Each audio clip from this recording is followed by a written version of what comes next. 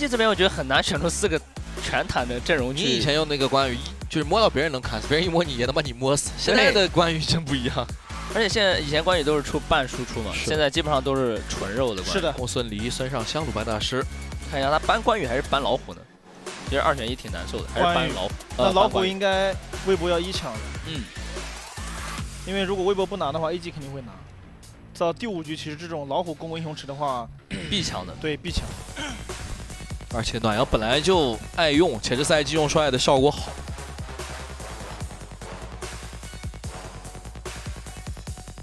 如果再让微博拿到一套老虎加前期强势的阵容的话，会像前面一样。看今天现场的观众，比起败局，我更喜欢郑州。虽然大家在赛前都说打出风采，打出这个气魄，但是打着谁又不想谁又不想直接去郑州呢？对，多好几天的一个休息时间可以去准备。这是打发现真的好像有机会拿赛点的这种感觉。是的，反而现在 AG 的粉丝们开始慢慢的紧张起来了。已经变成匍匐前进了，但只要能前进就还是不错的。其实这粉丝们一直很谦虚，我觉得在这样一直是始终督促他们匍匐前进。张良大司命，张良的话没什么问题，因为给老虎再配到一个张良，就有点前期节奏点太多了。那微博这边要不要来一首梦奇啊？我觉得微博这把要么拿手长的，要么也是跟上把一样。咋拿梦奇？拿对，已经选了。我想了，就是得拿一些前期稍微对抗一下的。空空儿。这把微博其实如果和上一场一样啊，就是多前排，其实张良也很难玩。空空儿可以去战视野，和张良算是一个相生相克的关系。然后就是补了一手女娲可以打张良的一个状态。那么没有这个安琪拉情况下，估计是个王昭君搭一下张良，不然张良单选是不太好用的。张良王昭君吗？但王昭君这道体系我们这赛季是不太看好，但是。他拿张良了嘛？拿张良就怎么说呢？就是因为被研究的怎么说被 counter 的太多了，就全世界都在打这个东西，就导致没有那么好用。但是第一这是 AG， 第二长生还是可以期待一下的。而且可能得搬一手蒙恬啊，微博就是 AG 这边得搬一手微博的蒙恬。我跟你说真的，这个就是啥？就是我跟北岛我们一个赛季说到现在为止，但凡不是 AG， 谁拿这套体系我们都不太看好。对，就是真的就是因为，但是我现在研究的太多了，你知道吗？也会捏把汗。对，因为我觉得。因为我自己的理解，打张良我觉得也是一个冲阵且前排多的阵容。那么微博这边的上，可以选一个非常顶的，就比如刚刚北岛也说，蒙恬被搬掉，元根也没有。那么对抗路的话，微博后续是搬掉了守约、司梦刃以及马超、伽罗，补一手手长，那还是有点。感觉保大社的意思，很可惜没有孙策了，不然孙策是非常好用的。那么微博现在对抗路有点少啊，被搬的太多了，而且来到第5把，虞姬，哇，虞姬啊！前面还是能自己玩，其实就是一个能选个自己能玩的兜底的射手。有想法想选坦克，但这把夏侯感觉就这把的夏侯如果走到对抗的话，经济没像打野那么高。微博的英雄池还是经不起那么挥霍的。对，就他们前面用的英雄不能再在这个地方搞个这么个东西出来。但他想法其实是有的，就是因为对方是个张良，怕坦度不够。但这个情况下，其实还是要一起冲，任何阵容打张良都不能落单喽。而且微博的夏侯已经使用过了。看一下 AG 的最后一手，狂铁，在第5局其实能选到狂铁还是不太多见的，还是很豪华，双方都很舒服。但这把一旦到达4分钟之后，微博这边给你打半区爆50团，让空火儿的分身去探视野，张良和王昭君这边其实不太好，不太好起节奏。对。那这把确实张良、王昭君需要提防点也挺多，而且这把微博明显是有点要刻意放缓节奏的。我跟你说，咱看吧，因为就这个阵容往前拉到去年年总的时候，你就感觉这阵容无敌，没毛病。真的，但是放到现在就始终感觉大家已经都研究的比较透彻，淡化了很多，不知道出来的效果怎么着。而且这把微博是一个比较靠后期的阵容，相当于用老虎和空空儿的前期。但这局啊，去拖双边，一定是我觉得今天最好看的一局。就首先是，我觉得 AG 的选手应该从去年到现在为止打了这么多大赛。心理素质应该是很好的，我觉得，也许被追到2比2，多多少少可能心里还是有那么一丝的心理波动。我觉得毕竟人都有情感，一定有，很正常，一定有。就但他们应该是能控制的。但是在微博的选手这里啊，当他们真的是发现能去抢赛点的那一刻，我觉得他们从心理层面上来讲会完全处于一个平视的状态。是的，这个真挺重要的。进去我们看心率怎么样？我觉得现在状态又真的很像我们当年总决赛。对，因为前面不管你再有冲劲，我觉得你面对 AG 你始终还是，我觉得还是不是完全是那种平视状态，压力肯定会有，压力肯定是很大的。但现在应该能够完全把自己放在投影起跑线上去打。是的，是的，这个比赛真的会很好看，我觉得这才是圣爵该有的感觉。对。然后我想聊一下阵容的话，我觉得听乐这首女娲跟有一把的嬴政很像，这把又是爽局，因为对方手太短，摸不太到他是吧？真的很爽。这把可能扛伤，不管输赢嘛，扛伤肯定又是巨低，伤害巨高。这把其实是希望打快，他倒不想拖后。是的，其实他的话，张良、王昭君配大司命加狂铁，上半区强度这么高，然后有中轴节奏，其实一诺反而是一个拖后保底的点。他更希望的是中期有一个刷到起飞的中 E 去撕了对面所有人的命。是的，他就在后面补输出。对，真的拖到后面的话，其实微博这种还会更厉害一些。对，但确实这把伽罗又要自己玩了，又是很吃上中野辅的一个上半区的节奏吧。来吧，进入比赛双方的第5局，蓝色方北京微博，红色方成都 AG 超奥会，2-2抢赛点。全军出击！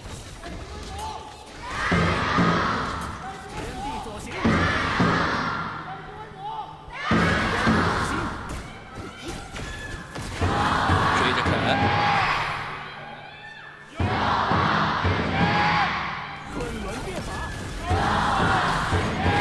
感谢现场的各位观众，进入比赛。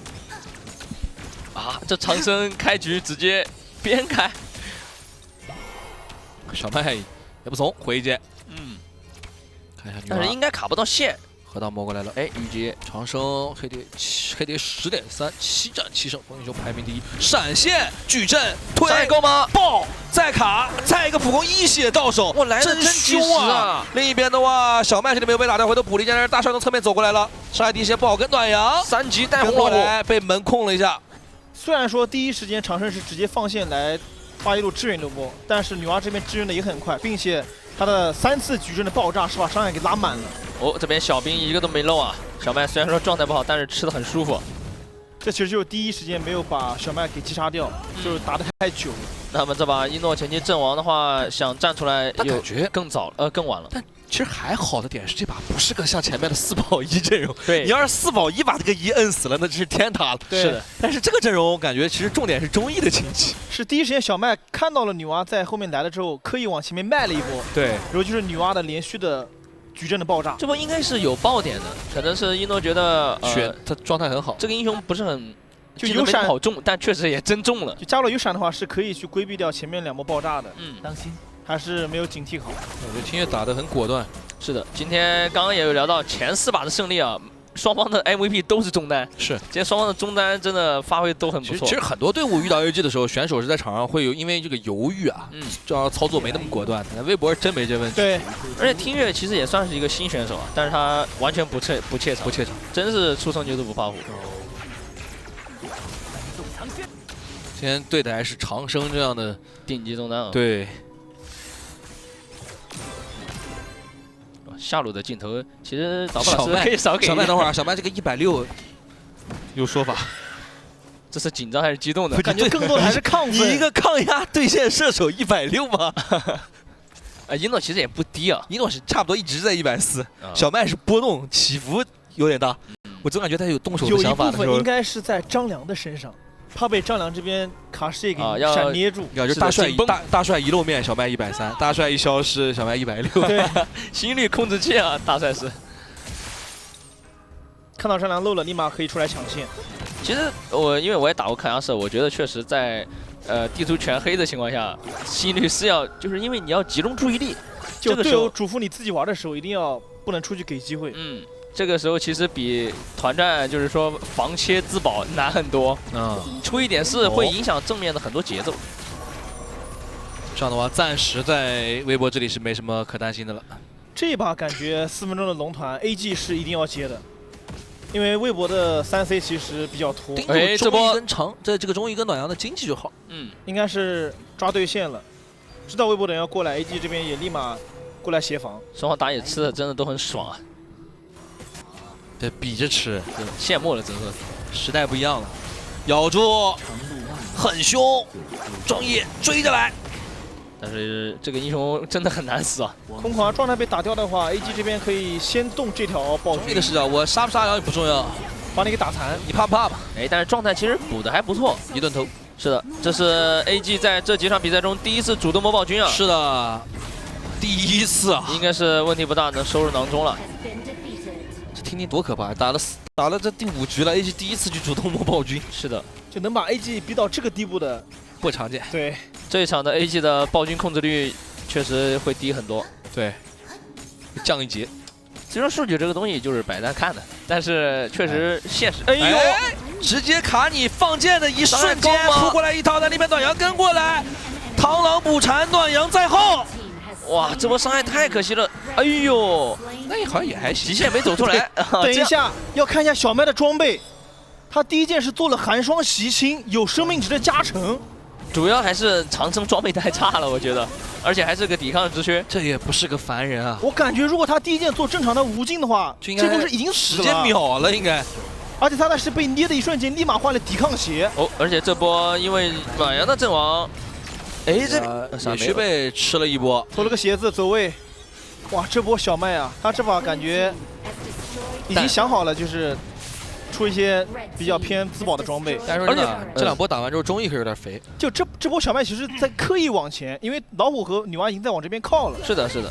而且我觉得他这个抵抗之缺应该是被控的一瞬间换。是的，是的。谁会兑现伽罗手出？现在才换。对，就是可以抵挡一些法术伤害嘛。还有控制时间嘛。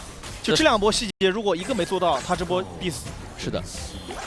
因为毕竟张良自身也有点伤害嘛。哎，被卡住了！哦，这个卡在了墙里面，就类似于猪八戒的一个大招，也是能框住决战之桥的。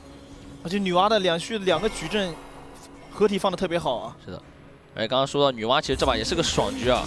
哎，极限距离动到，但是伤害不够。有个血包。女娲现在经济是领先了长生的王昭君很多的天月之力。他也是这把的真核。对，但是在中艺这个点上，他就会比暖阳相对经济要领先一些。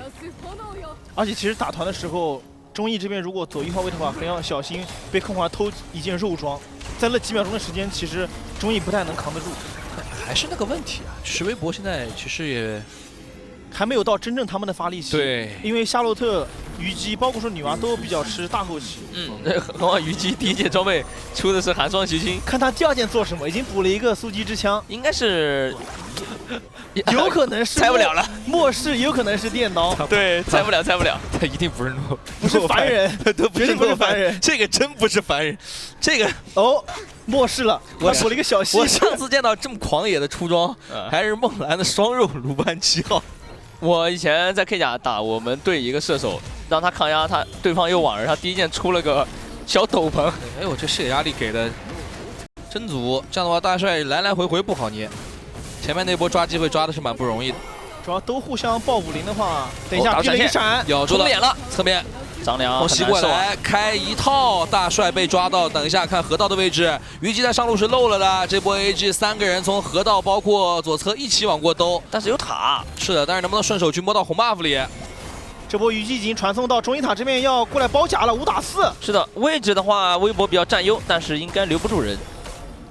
主要第一时间大帅在龙坑的时候想开，但是梦溪是位移到了龙坑，处在一个比较安全的位置。当大帅想走的时候，已经要被留住了。其实这波也可以看到张良这个英雄被突脸啊，真的摁闷大招都很尴尬，对，在纠结。所以说这种东皇张良啊类似的单体控制的英雄就很怕冲脸。哦，小麦的末世做出来了。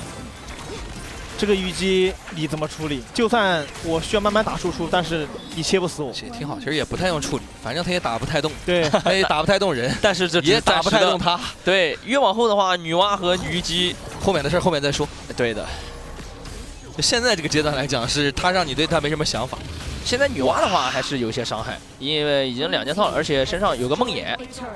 现在微博很舒服啊，让空华的分身给视野，然后女娲可以用矩阵爆炸去打你张良和伽罗的一个状态。是的，缓解你的进攻嘛，让这波应该要撤了，更多的发育。打的有来有回啊。其实微博我觉得今天决策真的很聪明，他放东西的时候自己一定能赚其他的东西。这里能包吗？感觉也够呛。其实现在 AD 很难破局了，如果想冲的话，只能让大帅换奔狼。就是他冲不起来的话，被拖住了会很麻烦。只要是5-5开正面，别急，9分钟刚开始，这个节点才是关键时期。是的，我们说过这个时间段 AG 团战胜率全联盟第1，微博全联盟第2。双方都在互相试探啊。哎，这个视野是被看到了。9H 一定是想在10分钟去破局的，他们不想拖的。哇，这么强硬，微博怎么应对？走到这里来断线，空空儿这是绕后的位置，有想法呀。侧面上来，二技能挡了非常多的伤害。虞姬确实是自保能力强，听到这个当当当的声音也是非常的频繁啊。对。但是 AG 刚刚我看了一下，他的阵容又有点像前两把这种，就是很难冲，你只能打单点的吊点，然后等下一个张良、王昭君打，然后再打个吊点。因为你冲的话，其实伽罗的他现在主要不太好跟，主要有个空空儿这个没有什么成本的视野。哎呦，这个红 buff 还被虞姬射来了。这样的话，伽罗没红的话，其实打团很难受啊。而且伽罗现在伤害跟虞姬一样，其实都还不够。双方的话，微博上线非常的好。等下10分钟了，两个对抗路在野区是不是能够遭遇？微博是有空空儿的，可以6分阵去看。蓝色方视野里，微博里好像没有看到渲染。哎，这个视野发现了，被女娲的矩阵。但是这个龙要到了斩杀线，龙谁的？别急，卡在5000血量，由大帅把龙吃了下来，而且正面的梦溪进场感觉有点落单啊。是的，再咬子墨这个点应该是没问题。哎，这个怎么打着变成了？感觉第一时间微博是想开的，但发现对，哎，等一下，这边长阳这边被咬死了，再往前扑一手，那自己这个位置怎么办？应该是时间问题。小曼也被切了。接连的吊点，看暖阳能蹲多，回突啊！这么凶配女娲的大招，换掉了。这波暖阳尽力了，太有气势，很有气势，而且还打出一诺的闪现。他这波就在少一个人的情况下，暖阳凭借着自己的个人操作，但是打掉了2个 ，AG 这波打赢了，不亏啊！他可以破掉对方的下塔，中一塔可能也要去压一下。就这波是2波选手的个人操作是在 AG 的想象之外的，但是并不妨碍 AG 这波团战拿的这么大优势啊！骚扰一下，应该是能推走，传走了，有点惊险。看那个龙团有点怪。是的，其实微博我觉得对狂点的盯防太多了，正面的话没有往前去挤，找到就行了。来看一下，哦，这波已经是第2波了。哦，已经给到，就暖阳跟这波草很细节，场上已经在用一技能去探了，但你一技能出视野的一瞬间，暖阳这边立马反扑给咬死。这是在视野没看到的地方，刚才渲染怎么锤子的小麦。然后暖阳感觉自己跑不了，配合女娲的大招，女娲还没打到，对，但是也不妨碍暖阳通过个人实力去换掉一个。那局面10分钟被 AG 控制了下来，那就不一定能等到北京微博想要的时间段。对，AG 在9分钟、10分钟这个节点，一旦控到双龙，节奏起太快。而且虞姬做的不是破晓，做了个暗影战斧，这个装备在本来这个版本就有点削弱的情况下。还是在第3件逆风局选择出来，其实我觉得对于自己可能后续成型有点影响。装备很有想法，为了带一点生命值和减 C， 我觉得他有点像马超，而特立独行了。对，非常具备个人色彩，就是不知道确实能不能打出输出啊。但这么出会不会有点自废武功？对，我觉得可能等他要发力有点久啊，因为没有破晓，感觉打这个大司命可能还没他回复多。不，其实他这把等会儿再说吧，先看一下。一诺的破晓出来了，一诺闪现也不是真的，我两边这2位都玩过射手，就这把这个阵容，他到底有必要这么出？其实我们正经来客观讨论，这个暗影战斧就是他整个这一套出装的这个想法，因为我感觉这把到目前为止 AG 也没怎么摸到的。对，如果你要做破晓，感觉你暗影战斧就没必要做。就现在其实 AG 没有什么很长的手去摸他。中路高地直接被点掉，主要这样做其实很拖他的一个装备成型。对，除非他这把就是想好了，就是我就是为了能够多活几秒钟，把任务交给女娲和夏洛特，但明显看来输出量是不够的。但我觉得多活不是靠装备的一点生命值加成，肯定是站位更重要。那么我觉得如果出现在这一套，更适合一个前期的进攻，因为我觉得冰霜长矛前期上还是不错的。其实我们去整个看这场比赛，前面10分钟。除了那一波卡视野捏他之外，其实整个 AG 好像也没太对这个虞姬下什么重手。知道他这把不是真正的核心，而且也不太好去抓他。其实因为整个 AG 没有那种大刺客，切边其实也不太有。就 AG 这把其实想得很清楚，在每一波兵线进去之后，我慢慢抱着团平推，对，谁过来我就捏谁。现在这个局面的话，在虞姬破晓之前，应该是大司命很难阵亡了。我觉得他且出不来呢。出不来那就没办法。这刚速一支枪，这卡着格子。对，现在只有一个小穿云弓嘛，那还要便宜了点，比以前便宜很多。但一诺这边已经快要升装了。给视野看看女娲大招怎么说？哎，但是自己的真身被冻住了，哇，好难受，直接秒。哦哟，这很会一锤子，还锤出了闪现，虞姬反踩一脚，连血都打不掉。是的，并且再开个苍穹，真的确实基本上不掉血，感觉有点崩了。这样的话，其实微博上有点乏力了。这4000块钱对于 AG 来说，其实还有个暴君，甚至可以想象成领先7、8千了。并且蓝四方的伤害现在感觉只有女娲，而且女娲也不够打这么多人。对，就如果现在他是个3件套、4件套的虞姬，感觉还有点机会。对，因为大师妹要下去状态才能给其他人更多威胁。那这种4保1的阵容，哎，先摁到锁一剑。对，冰冻跟上点2下，暖阳已经被一诺点死了，狂点锤了一下，虞姬2技能开完之后追着点2下也点不太动。是的，女娲大招想等收割，哎，被射了一箭，差点死了，就差一下。哇，距离真的一诺刚刚如果再凶一点点，但有2路的超级兵，这兵线进来的话压力非常大。大司命再往里走，空空儿动手，但女娲这边已经撑不住了，拿肉体在拖兵线。另一边进场的子墨也被带走，梦溪这里在尽可能拉扯，但他没有伤害。虞姬现在在这几个肉面前就像玩具一样被挤进去反拆掉，恭喜成都 AG 超晚会。AG 还是来到了自己的赛点，而且这一局非常的平稳。